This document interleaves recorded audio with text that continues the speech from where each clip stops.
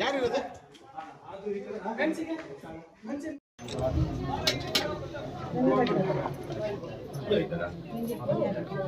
Member ಎಲ್ಲ ಬಂದ್ರೆ ಎಲ್ಲ ಮೆಂಬರ್ ಎಲ್ಲ ಬರ್ರಿ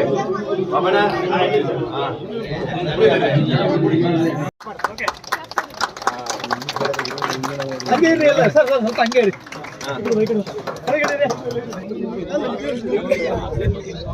ಆಯ್ತಣ್ಣ ಇದೊಂದು ತಗೋಬೇಕು ಇದೆಲ್ಲ ತಗೊಂಡಿ ನಮ್ಮ ನಾವು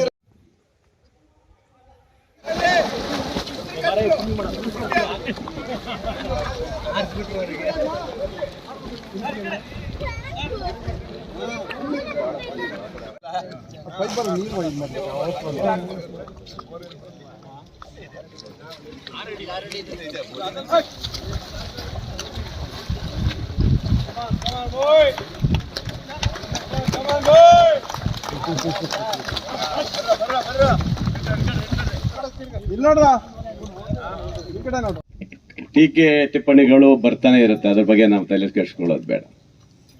ನಾವು ಬಂದಿರೋದೇ ಕೆಲಸ ಮಾಡೋಕ್ಕಾಗಿ ಬಂದಿರೋದು. ನಾವು ನಾಗರಿಕ ಈ ತಾಲೂಕಿನ ಜನ ನಮ್ಮ ಆಯ್ಕೆ ಮಾಡಿರುವಂಥದ್ದು ನಮಗೆ ಅಭಿವೃದ್ಧಿ ಮಾಡಲಿಕ್ಕೆ ಆಯ್ಕೆ ಮಾಡಿಕೊಟ್ಟಿದ್ದಾರೆ. ಈ ಸ್ವಿಮ್ಮಿಂಗ್ ಪೂಲ್ ಹಿಂದೆ ಹೇಳಿದ್ರು, ನಾಗಪ್ಪನವ್ರು ಹೇಳ್ದಂಗೆ 2008-09ರಲ್ಲಿ ನನ್ನ ಕಲ್ಪನೆ ಇತ್ತು, ಇಲ್ಲೊಂದು ಸ್ವಿಮ್ಮಿಂಗ್ ಪೂಲ್ ತರಬೇಕು ಅನ್ನೋದಿತ್ತು ಯುವಕರಿಗಾಗಿ. ಆ ಕಾಲದಲ್ಲಿ ಅದನ್ನು ತಗೊಂಡು ಬಂದಂಥ ಸಂದರ್ಭ. ಆನಂತರ ಅದನ್ನು ಹೆಚ್ಚುವರಿಯಾಗಿ ಅದು ಮಾಡಲೇ ಇಲ್ಲ. ತುಂಬ ವರ್ಷದಿಂದ ಆಯಿತು, 8ರಿಂದ ಹಾಗೆ ಕುಂಟ್ತಾ ಬಂತು. ಕಾಗೋಡು ಸಾಹೇಬರು ಮತ್ತೆ 50 ಲಕ್ಷ ಏನೋ ಕೊಟ್ಟಿರಬೇಕು.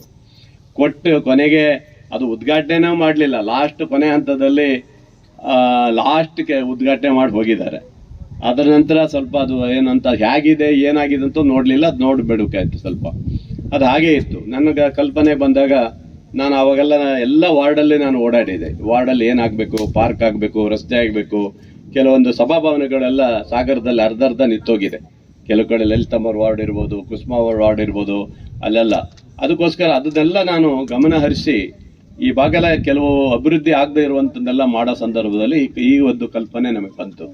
ಯಾಕಂದರೆ ನಾಗರಿಕರು ನೋಡಿ, ಇವತ್ತು ಸ್ವಿಮ್ಮಿಂಗ್ ಪೂಲಿಗೆ ಪಾಪ ಆಗ ಅಲ್ಲಿ ಇದಕ್ಕೆ ಹೋಗ್ತಾರೆ, ಅದು ಯಾವುದೋ ಇದೆಯಲ್ಲ ಅಲ್ಲಿ ನಮ್ಮ ಲಿಂಗಾಯತರದ್ದು ಒಂದು ಇದೆ, ಅಲ್ಲಿ ಹೋಗಿ ಸ್ವಿಮ್ಮಿಂಗ್ ಪೂಲಿಗೆ ಹೋಗ್ತಿದ್ರು ಪಾಪ. ಈ ಹಂಪಯ್ಯ ಅಂತ ಇದೆ ಅಲ್ಲಿ. ಆದರೆ ಹಾಗಾಗಿ ಇಲ್ಲಿ ಏನಾಗುತ್ತೆ, ಪಾಪ ಭಾಳ ಜನರಿಗೆ ಈಜು ಮಾಡಬೇಕು, ಮಕ್ಕಳಿಗೆ ರಜಾ ಬಂದಿದೆ. ನನಗಂತೂ ಹೋದ ತಿಂಗಳಿಂದ ತಲೆನೋವಾಗಿತ್ತು. ಬೇಗ ಮುಗಿಸ್ರಿ ಅಂತೇಳಿ ಇವ್ರಿಗೆ ಗಲಾಟೆನೇ ಮಾಡ್ತಾ ಇದೆ. ನಮ್ಮ ಹಣ ಇಲ್ಲ, ನಗರಸಭೆ ಹಣ ಎಲ್ಲ ಕೊಟ್ಬಿಟ್ಟಿದ್ದೀವಿ. ಆಮೇಲೆ ಕ್ರೀಡಾ ಇಲಾಖೆ ಎಲ್ಲ ಇದು ಮಾಡಿಸಿ ಸುಮಾರು 45 ಲಕ್ಷ ರೂಪಾಯಿನ ತಂದು ಇವತ್ತು ನೂತನವಾಗಿ ಸುಂದರವಾಗಿ ಬರುವಂತ, ಅಂದ್ರೆ ಈ ಒಂದು ಬಡಾವಣೆಗೆ ಒಂದು ಕಳೆ ಬಂತು ಅಂತ ಅರ್ಥ. ಈಗ ಬಂದಿದೆ. ನಾವೇನು ಹೊಸದಾಗಿ ಉದ್ಘಾಟನೆ ಮಾಡೋಕೆ ನಾನು ಕಲ್ಗಿಲ್ ಹಾಕಕ್ಕೆ ಹೋಗಿಲ್ಲ. ಆದರೆ ಇವಾಗ ನಾವು 45 ಲಕ್ಷ ರೂಪಾಯಿ ಅಲ್ಲಿಂದ ತಂದಿದ್ದಕ್ಕೆ ಒಂದು ಶ್ರಮ ಬೇಕಲ್ಲ. ಅದಕ್ಕಾದರೂ ನಾಗರಿಕರನ್ನೆಲ್ಲ ಕರೆದು ಜನರಿಗೆ ಗೊತ್ತಾಗಬೇಕು, ಮಕ್ಕಳಿಗೆ ಗೊತ್ತಾಗಬೇಕು ಅನ್ನೋ ಉದ್ದೇಶದಿಂದ ಉದ್ಘಾಟನೆ ಮಾಡಿಬಿಟ್ರೆ ನಮಗೇನು ಉದ್ಘಾಟನೆ ಮಾಡೋಂಥ ಚಟ ಏನು ಇರಲಿಲ್ಲ, ಅದೇನಿಲ್ಲ, ಆ ಥರ ಏನಿಲ್ಲ. ಆ ಥರ ಭಾವನೆ ಬರಬಾರ್ದು, ಯಾರಿಗೂ ಬರಬಾರ್ದು. ಅದರಿಂದ ಕೆಲವು ಮಾತಾಡ್ಬೋದು, ಮತ್ತು ಇಲ್ಲಿಯ ಸ್ಥಳೀಯರಿಗೆ ಸಿಗ್ಬೇಕನ್ನೋ ನಮ್ಮ ಉದ್ದೇಶ. ಬಹುಶಃ ನಿಮ್ಗೆ ಗೊತ್ತಿರ್ಬೋದು, 2007-08 ನಗಪ್ಪ 8ರಲ್ಲಿ ಜೋಗದಿಂದ ನೀರು ತರುವಂಥ ಕೆಲಸವನ್ನ ಗೋಪಾಲಕೃಷ್ಣ ಬೇಳೂರೇ ಮಾಡಿದ್ದ. ಆ ಕಾಲದಲ್ಲಿ ಮಾಡಿಕೊಟ್ಟಾಗಿದೆ, ಗೊತ್ತಿದೆ ನಿಮಗೆ. ಆ ಕಾಲದಲ್ಲಿ 70 ಲಕ್ಷ ರೂಪಾಯಿ ಕೊಟ್ಟಿದ್ದಂದ್ರೆ ಈಗ 70 ಕೋಟಿ ಅಂದ್ರೆ ಈಗ ಸಾಮಾನ್ಯ 200 ಕೋಟಿ ಆಗತ್ತೆ ಈಗ. ಅದೇ ಇದೇ ಕೊಟ್ಟಿದ್ದು ಅಂದ್ರೆ 200 ಕೋಟಿ ರೂಪಾಯಿ ಆಗುತ್ತೆ. ಆ ಕಾಲದಲ್ಲಿ UGDನ ನಂಜುಸ್ವಾಮಿ 70 ಕೋಟಿ ರೂಪಾಯಿ UGD ತಂದು ಕೊಟ್ಟೆ. ಈ ಭಾಗದ ಎಲ್ಲ UGD ಒಂದು ಕಡೆ ಹೋಗ್ಬೇಕಂತೇಳಿ. ನಾನು ಹೋದ್ಮೇಲೆ ಯಾರು ಆ UGDಯನ್ನ ಮುಂದುವರಿಸಲಿಲ್ಲ.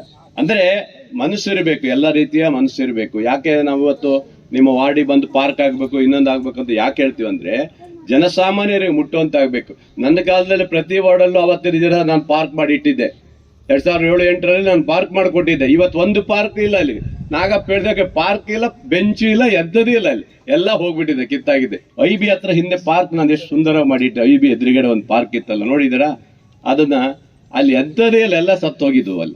ಈಗ ನಾನು ಅದಕ್ಕೂ ಸಹ 80 ಲಕ್ಷ ರೂಪಾಯಿ ಇಟ್ಟಿದ್ದೀನಿ. ಎಲ್ಲ ಈ ಭಾಗದ ಜನರು ವಾಕಿಂಗ್ ಮಾಡ್ಬೇಕು ಅನ್ನೋದು ಉದ್ದೇಶ ಮಾಡಿದ್ದೀನಿ. ಈಗ ಅಲ್ಲಿ ವಾಕಿಂಗ್ ಪಾತ್ ಅನ್ನು ಮಾಡಿದ್ದೀನಿ, ಜೊತೆಗೆ ಅಲ್ಲಿ ಪಾರ್ಕ್ ಅನ್ನು ಸುಂದರವಾದಂತ ಪಾರ್ಕ್ ಮಾಡಿಕೊಡ್ಬೇಕು ಅನ್ನೋ ರೀತಿಯಲ್ಲಿ ಅದಕ್ಕೂ ಸಹ 80 ಲಕ್ಷ ರೂಪಾಯಿ ಇಟ್ಟಿದ್ದೀನಿ. ಇವೆಲ್ಲ ನಮ್ಮ ಕಲ್ಪನೆಗಳು, ಇವೆಲ್ಲ ಮಾಡ್ಬೇಕಂದ್ರೆ. ಹಾಗೆ ಇದನ್ನು ಈ ಮಕ್ಕಳಿಗೋಸ್ಕರ, ಜನರಿಗೋಸ್ಕರ, ಕೆಲವರೆಲ್ಲ ದೊಡ್ಡವರು ಸಹ ಯೂಸ್ ಹೊಡೆಯಲಿಕ್ಕೆ ಪಾಪ ಇಷ್ಟ ಬೀಳ್ತಾರೆ, ಮಾಡ್ಲಿಕ್ಕೋಸ್ಕರ ಇದು ಕೊಟ್ಟಿರೋದು. ಆರೋಗ್ಯಕ್ಕೋಸ್ಕರ ಮಕ್ಕಳ ರಜಾ ಬಂದಾಗ ಅಲ್ಲಿ ಇಲ್ಲಿ ಹೋಗ್ತಾರೆ, ಎಲ್ಲೋ ಹೊಳೆಗೆ ಹೋಗ್ತಾರೆ. ಹೊಳೆಗೆ ಹೋಗ್ಬಿಟ್ಟು ಎಷ್ಟೋ ಜನ ಸತ್ತೋಗಿದ್ದಾರೆ ನಿಮ್ಮ ಮಕ್ಕಳು, ಕೆಲವು ಮಕ್ಕಳೆಲ್ಲ. ಅದನ್ನ ಕೈ ಮುಗಿತೀನಿ, ಹೊಳೆಗೆ ಕೆರೆಗಳು ಮಾತ್ರ ಮಕ್ಕಳು ಕಳ್ಸಕ್ ಹೋಗ್ಬೇಡಿ ಯಾರು. ಯಾಕಂದ್ರೆ ಅವ್ರಿಗೆ ಗೊತ್ತಾಗಲ್ಲ, ಫ್ರೆಂಡ್ಸ್ ಎಲ್ಲ ಕರ್ಕೊಂಡು ಹೋಗ್ಬಿಡ್ತಾರೆ. ಅಲ್ಲಿ ಹೋದ್ಮೇಲೆ ಗೊತ್ತಾಗೋದು ನಮಗೆ. ಎಷ್ಟೋ ಮಕ್ಕಳು ಇವತ್ತು ಜೀವ ಕಳ್ಕೊಂಡಿದ್ದಾರೆ. ಆ ತರ ಆಗ್ಬಾರ್ದು ಅನ್ನೋ ಉದ್ದೇಶ ನಮ್ದಿದ್ರಿಂದ ಆ ಕಲ್ಪನೆ ಇಟ್ಕೊಂಡೆ ಇವತ್ತು ಈಜುಕೊಳನ ಬೇಗ ಮಾಡಬೇಕು ಅಂತ ಹೇಳಿ ನಾಗಪ್ಪನವ್ರಿಗೆ ಎಲ್ಲರಿಗೂ ಎಚ್ಚರಿಕೆ ಕೊಟ್ಟಿದ್ದೀವಿ. ನಿಮ್ಮ ವಿಜಯನಗರ ರೋಡ್ ಅಗಲೀಕರಣ ಮಾಡಿದ್ದೀನಿ, 5.5 ಕೋಟಿ ರೂಪಾಯಿ ಕೊಟ್ಟಿದ್ದೀನಿ. ಕೆಳದಿ ರಸ್ತೆ ಅಗಲೀಕರಣ ಮಾಡ್ತಾ ಇದ್ದೀನಿ, 5.5 ಕೋಟಿ. ಮಾರ್ಕೆಟ್ ರಸ್ತೆ ಪೆಂಡಿಂಗ್ ಇದೆ, ಮೊನ್ನೆಯವರೆಗೂ ಆಗಲಿಲ್ಲ. ನಿನ್ನೆ DC ಅವರು ಆದೇಶ ಮಾಡಿ ಹೋಗಿದ್ದಾರೆ. ಈಗ ಅದನ್ನು ಶುರುವಾಗುತ್ತೆ, ಇನ್ನೇನು ಕೆಲಸ ಶುರುವಾಗುತ್ತೆ. ಮತ್ತೆ ಹೈವೇ ರಸ್ತೆನೂ ಸಹ ಪೆಂಡಿಂಗ್ ಇತ್ತು, ಅದಕ್ಕೂ ಕ್ಲಿಯರ್ ಕೊಟ್ಟಿದ್ದೀನಿ. ಈ ಕೆಲ ಜನ ಹೇಳ್ಬೋದು ಗ್ಯಾರಂಟಿ ಕಾರ್ಡ್ ಕೊಟ್ಬಿಟ್ಟಿದ್ದಾರೆ, ಇವ್ರ ಹತ್ರ ದುಡ್ಡಿಲ್ಲ ಸರ್ಕಾರದಲ್ಲಿ ಅಂತ ಹೇಳ್ತಾರೆ. ಯಾವ ರೀತಿಯ ದುಡ್ಡು ಬೇಕು ಹೇಳಿ ನನಗೆ, ಯಾವ ರೀತಿಯ ಸಹಕಾರ ಬೇಕು ಎಲ್ಲ ಕೊಟ್ಟಿದೆ.